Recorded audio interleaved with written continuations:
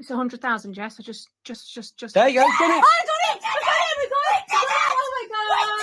100,000! Oh my god, you've done it, mate! And he's still going! Still going! Oh, it's amazing! Thank you so much. Oh my god! Thank you! Way!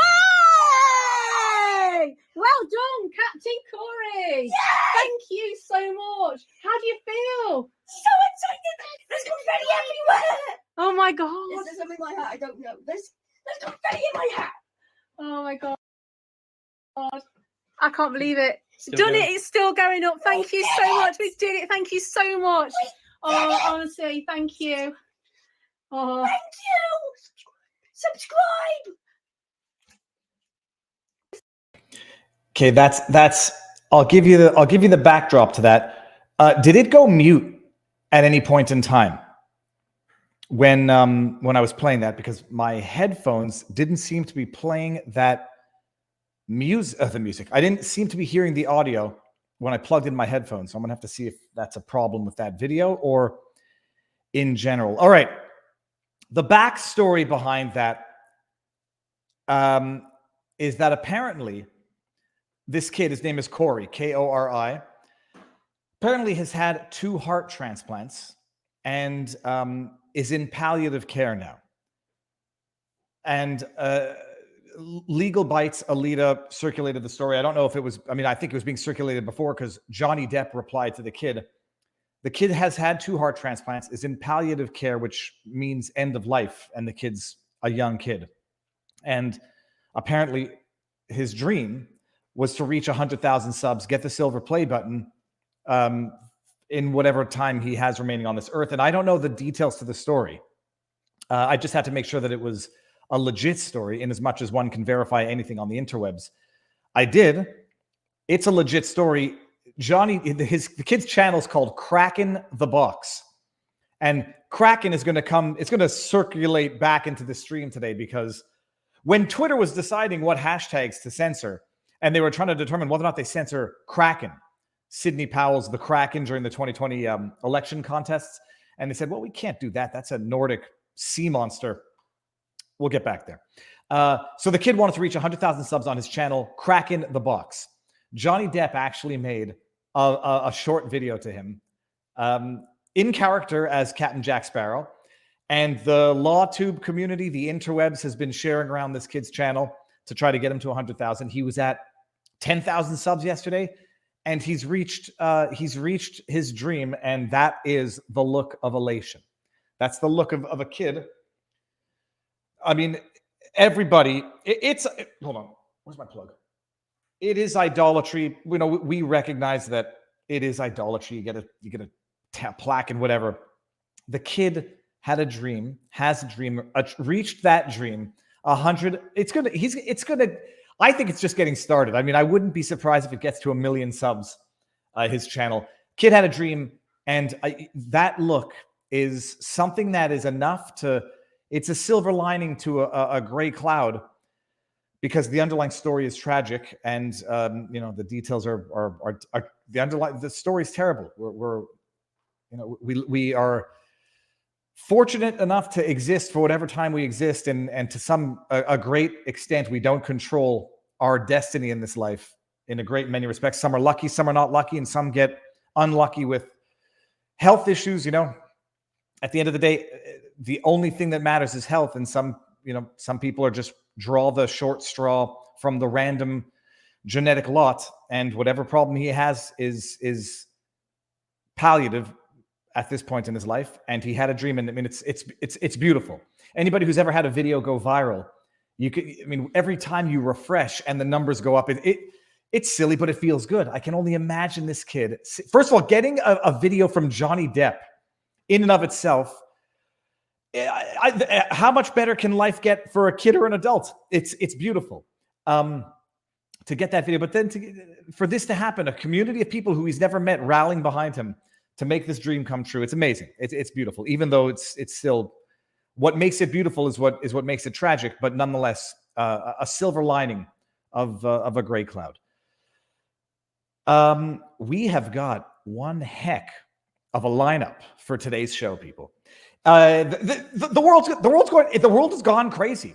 We went live Saturday, we went live Sunday, and then between Sunday and it's Tuesday, holy crab apples.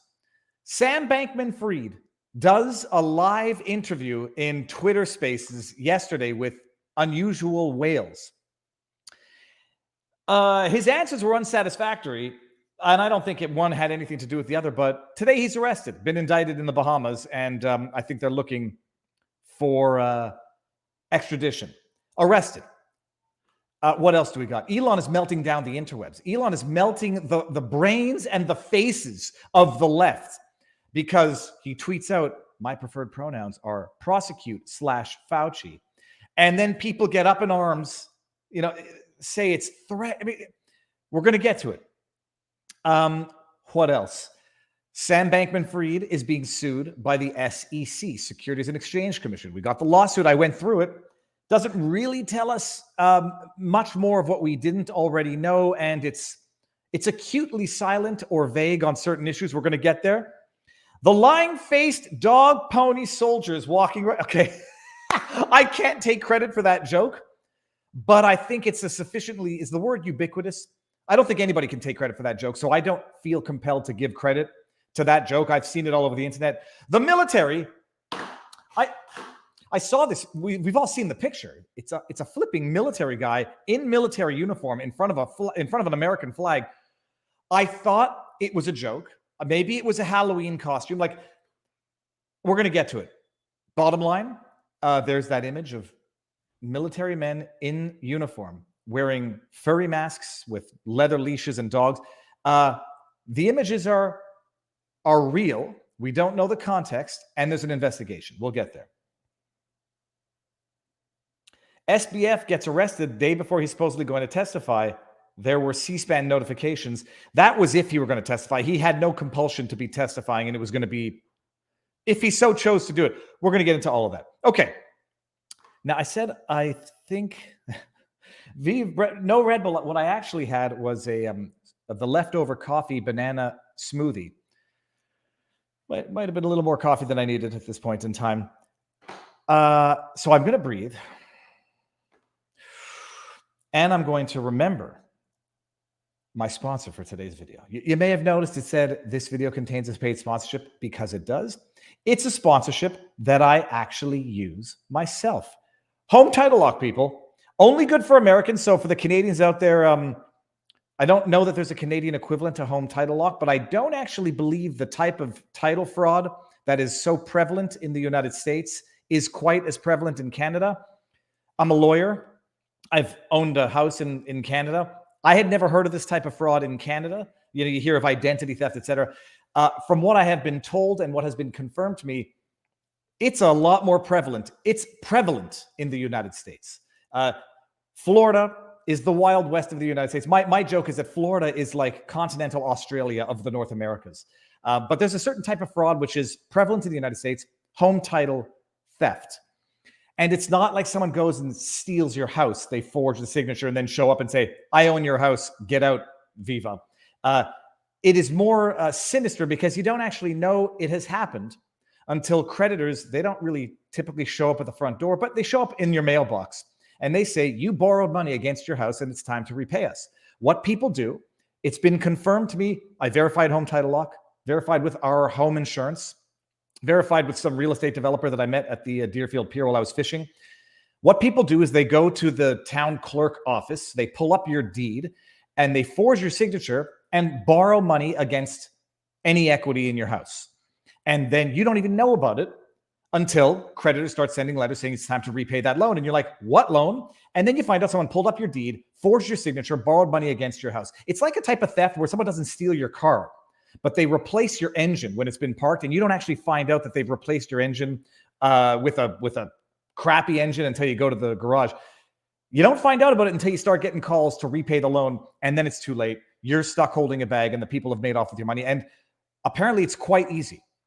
Home Title Lock /Viva, promo code Viva, you'll get a free title assessment. What they do, it's basically 24/7 surveillance of the digital realm of your deed of sale. If someone pulls it, they're going to freeze your account and notify you so that nobody can borrow against your house. freeze your deed, notify you so that you can rectify it or take care of whatever's going on, and nobody can borrow against your deed, thus leaving you with the debt. And I use it. It's $19.95 a month, and as far as I'm concerned, that is 4 coffees a month, so that you can actually sleep easy, knowing that you have 24/7 digital surveillance of your property. They guarantee for $250,000 in legal defense fees. Some people may not need it. $19.95 a month to protect your most valuable asset, or most people's most valuable asset. Well worth it to me. It's a no-brainer. And I use it. All right. Thank you, Home Title Lock, also for sponsoring the hinged, fringed minority holding unacceptable views. Link is in the description, yada, yada, yada. You all know. Okay. What do we want to start with? Let's make sure that we're live. We are live on Rumble, and we're good. They don't ask for photo ID to get a loan approved. That's crazy. That's a comment. Look, I've seen the videos of how the fraudsters actually do it. It seems unreasonably easy. But even photo ID, I mean, not hard to falsify that. But in any event, once they forge your signature, that's the identifying element. Anyway, HometitleLock.com/Viva. Protect your asset. Cover your asset, people. All right, we are good. Standard disclaimers. We're going to be going over to Rumble in 19 minutes, give or take, exclusively. Rumble rants, super chats. Hey, Viva and chat. It's been a while. Love you all. Forced name change. YouTube takes 30% of all super chats for anybody who chooses to support my channel that way. Rumble has a Rumble rant equivalent to the super chat. They take 20%. Better for the platform, better for the creator. Best way to support the channel. Stuck holding your schmeckle. The best way to support the channel, if I promote my own merch. Viva Frei. I found out yesterday that I had not renewed my own website, my own merch website. So I renewed it for a decade. So I don't forget next time. Renewed for 10 years. VivaFrei.co, VivaFrei.org.net.com, .ca. If anybody wants a shirt for Christmas, it's all there. It's Barnes, good. Look at this. Look at this. Abraham Barnes mug. There's that. And then if anybody wants to go to Viva Barnes for merch, creations by Ziggy, local handcrafted, handmade stuff for Christmas. You got sold out of dreidels. Booyah. I didn't know that. That's cool. Ornaments, Christmas stuff. Okay. Creations by Ziggy and VivaFrei.com for anybody who wants to support that way. And locals. VivaBarnesLaw.locals.com. Okay, the homework is done. The housework is done. Let's get into it. What do we start with? Chat, what do we start with? I think we have to start with the tweet that melted the universe. Elon Musk comes out and says, my pronouns are prosecute / Fauci. Let me get the tweet. Here we go. Oh no, that's a it's this goes in so many angles you won't believe it. Elon melted the internet. My pronouns are prosecute / Fauci. It got, what do we see here? 220,000 retweets, 35,000 quote retweets, 185,000 regular retweets, 1.2 million likes. 1.2 million likes. Now, I have to do something here because someone said most popular tweet. What is the most popular tweet of all time? List of most liked tweets. What realm are we in here? I just want to see where this one racks up. So we're in the realm. I mean, let's see. It was at 2.1. So it's not the most popular tweet ever, but it rattled some cages. It would seem it struck the nerve of media, Fauci, blue checkmark handles, George Takei. People came out and said, this is terrible. You can't put the spotlight like that on Joe. We're going to go from the angle of inciting aggression and anger towards Fauci on the one hand to mocking pronouns on the other. And the hypocrisy that comes out of this, there is a lack of insight that is clinical. It's a diagnosable lack of insight. Well, let's just deal with the outrage that it puts a little heat on Sir Anthony Fauci, Lord Anthony Fauci. What's it called when somebody Saint Anthony Fauci? You can't criticize him because you literally had people saying, "How dare you? He's a damn hero." Let me pull up one here. Let's just pull up one response. Here we go. Let's take this one. Brian Klaas. Twitter's an amazing thing. It's a discussion. It's like being in town hall and you just get to hear what everybody has to say. Big and small, educated and uneducated, propagandists and truth tellers. Brian Klaas, don't know who he is. He came up in my feed, and I like the fact that people I've never seen before are coming up in my feed. Associate professor in global politics at UCL. I don't know what that is. Author of Corruptible, contributing writer at The Atlantic. That's an indication. Power Corrupts podcast. Okay. Brian Klaas, with an interesting legal take, says how incredibly embarrassing that the New York Times published a piece like 24 hours ago saying that it was difficult to discern whether Elon Musk was far-right conservative because he claimed to be a centrist. Here he is calling to prosecute a public health official. Let's break this one down, shall we, people? What's the first thing that we notice in this? The word embarrassing. Straight to shaming. They're not shaming Elon here. They're shaming New York Times. It's a tactic that people use when they have nothing of substance to say. They just go straight for the shame. It's so embarrassing. New York Times is so stupid. They've published that they can't discern whether Elon is centrist or not. And why do they think he's far right? Because he's calling to prosecute a public health official. Now, I don't know if Fauci qualifies as a public health official. I mean, he's a federal employee. He's in charge of the NIAID, manages $6 billion a year in funding and grants, which I'm sure, talking about absolute power, absolute corrupting, Brian Klaas. What do you think happens when someone controls the purse strings to billions and billions of dollars in research grants? Who do you think gets those funds? Excuse me. Any chance we could hear which meme? Liar, liar. Oh yeah, liar, liar from come on, Princess Bride. So Brian Klaas comes up and says, "Absolute power corrupts." He has the Power Corrupts podcast. He would know a little bit. You can't criticize him, or you're a far right winger if you decide to prosecute or promote prosecuting a public health official. I had a number of replies to this, but what a fortunate thing to suggest that public health officials can't be prosecuted. They can't commit wrongdoing. I mean, I don't know if Dr. Joseph Mengele was an official public health official. He was a physician for a regime that carried out certain atrocities that actually led to the Nuremberg Code, which we seem to have forgotten.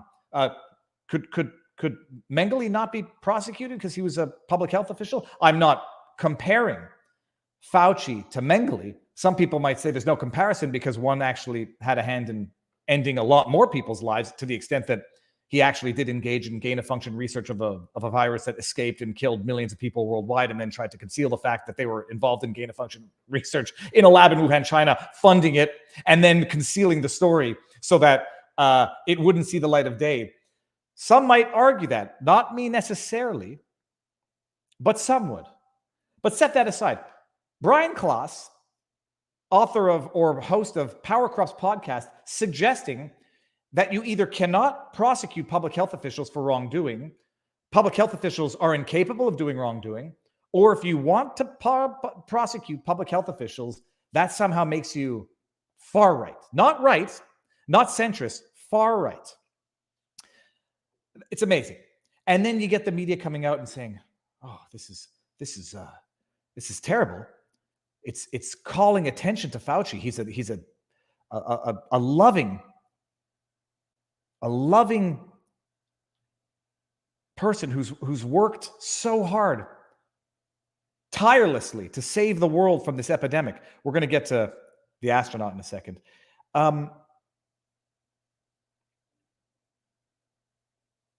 People were criticizing him. Richie Torres says Elon Musk wants to criminalize Anthony Fauci because he disagrees with him. Elon is no champion of free speech. Oh, imagine these people are coming out and saying you can't prosecute health officials for lying under oath, for lying about funding biological warfare. I mean, what more is gain of function other than biological bioweapons? You can't prosecute them for lying under oath about funding research on biological weapons, for indirectly, through third-party NGOs, funding the development or research of biological weapons, for suppressing stories that would have revealed the origins, potential origins of this Rona. Now, Richie Torres, who's Richie Torres in all of this? I forget if we've talked about this one, so forgive me if we have. Richie Torres, congressman, I think we might have already. He says, Elon's no champion of free speech because he wants to criminalize Fauci because he disagrees with him. No.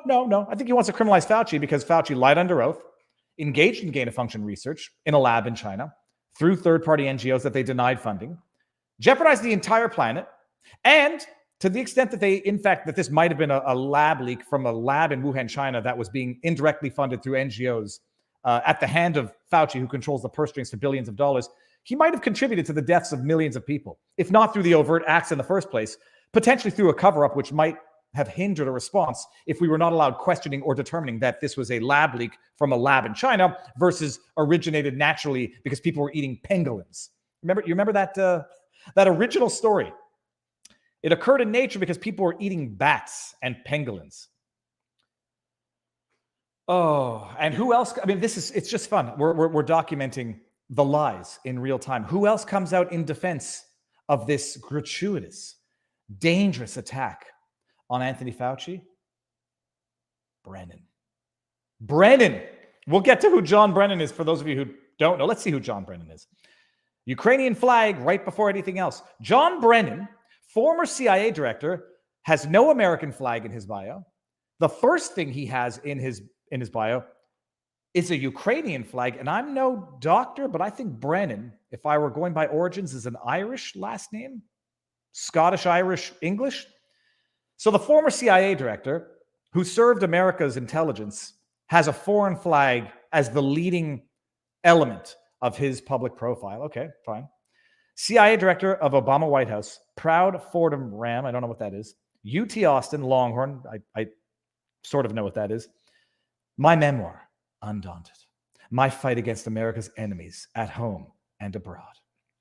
That's John Brennan, former CIA director. He comes out and says, Dr. Fauci, can we have some music? I don't want to put music on. We'll get copy striked. Dr. Fauci is a national hero. I'll do the golfing voice. Dr. Fauci is a national hero who will be remembered for generations to come for his innate goodness and many contributions to public health. Methink thou dost protesteth too hard, John O'Brien. Oh, for his innate goodness? Good God, man. Okay, sorry, that you might have been buttering it up a little heavy there. Dr. Fauci is a national hero who will be remembered for generations to come, for his innate goodness. He's nicer than Santa Claus. He is a bloody saint. And how dare you besmirch his good name? Despite your business success, you will be remembered most for fueling public hate and divisions. Projection, people. Can you imagine the former head of the CIA that promoted the Russiagate hoax, that promoted the idea that the Hunter Biden laptop story was Russian disinformation, is accusing Elon Musk of fueling public hate and division, and that's what he's going to be remembered for? Here's a spoiler alert, John Brennan. You're going to be remembered for fueling public hate and division. Like, you think we don't remember things?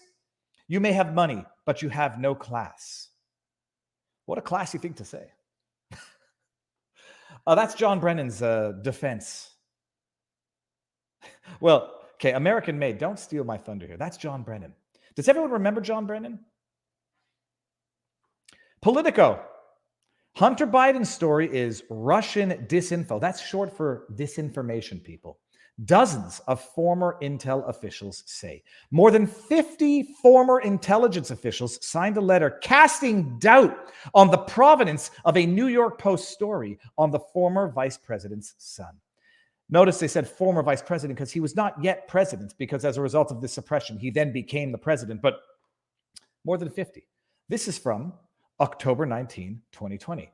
The Twitter files have revealed everything that went on here, but just read a little. This is from the article. You can go pull it up yourselves until it's memory hold.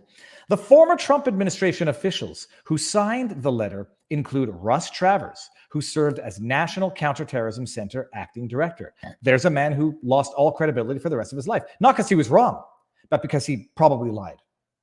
Glenn Gerstle, the former NSA general counsel, lie. Rick Leggett, the former deputy NSA director, liar. Mark Polymeropoulos, a retired CIA senior operations officer, lied in defense of interfering with an election. Cynthia Strand, who served as the CIA's deputy assistant director for global issues. Former CIA directors or acting directors, Brennan, Leon Panetta, Michael Hayden, John McGlynn, also signed the letter. John Brennan, the man who is now coming out and telling you how history is going to remember Anthony Fauci, because you should trust his judgment, is the one who came out and, there is no other word for it, either lied or willfully, blindly turned an eye to the provenance of the Hunter Biden laptop to come out and say something that they either knew was false or had no reasonable basis for believing was true, because the Hunter Biden laptop was not Russian disinformation. It was real. They knew it was real at the time, or could not have not known it was real at the time. That Brennan, who lied to America and the American people to influence their consent, to manufacture their consent to vote for Joe Biden, and it all worked very well, is now coming out and telling you that Elon Musk is the one with no class. Elon Musk is the one who's going to be remembered for hatred and division. And Anthony Fauci, Saint Anthony Fauci, is a gosh darn saint. $3 Rumble rant, Niboopsh. Fauci, do you regret anything? Well, I would have tortured more dogs and killed more AIDS orphans if I could have a do-over. Yes. I don't even get into the beagle stuff. The testing, torturing beagle babies and then euthanizing them. There are certain circumstances under which I guess, I don't know, some form of animal testing could have a scientific justification, even if it's morally objectionable. From what I understand of what Fauci did to the beagles, it was effectively torture for the sake of torture. So that's Brennan. There were other people saying it's just dangerous what Elon is doing by shining a spotlight on Anthony Fauci through Prosecute Fauci. It's dangerous. Did I have any more about the danger stuff? I don't think so. So that was one angle the media goes after Elon Musk. The other angle, it will blow your minds. Elon is making mean jokes about preferred pronouns. Yeah, that's the other angle, which we're going to carry on with exclusively on Rumble after we end this on YouTube. There's a $5 Rumble rant. Tatone says, Viva, please stop saying Biden became president because of the laptop cover-up. That only got him within the margin of fornification. Certain 4 a.m. activities put him over the top. You guys know my position on that. Some of you don't like it. I'm not convinced about that stuff. Was never convinced about the flipping on the machines. I believe the Time article magazine. That's the fornification. But I do believe that and I think it's, in as much as we can trust polls, in as much as I can trust my own judgment and my own assessment, it was determinate. Had people known that was the case and what was on that Hunter laptop computer in the detail that we know now, I was listening to a Twitter space on Saturday night. I've become a big flipping loser. I read lawsuits during the day and listen to Twitter hangouts on government corruption on Saturday nights. Oh, the outcome would have been different. Never know for certain, but I'm convinced because I know people who said it. All right, everybody, let's go over to Rumble because we're going to attack the second angle of the attack and demonizing of Elon Musk, public enemy number one. It's dangerous what he's doing. You can't attack public officials. You can't even suggest they get prosecuted. They can commit crimes, perjury with impunity. And you're an extreme far right, alt right, whatever. If you suggest otherwise, he's also far right because he's poking a little jabby jab at the pronouns. Ending it on YouTube. You have the link to Rumble. See you there in 3, 2, 1.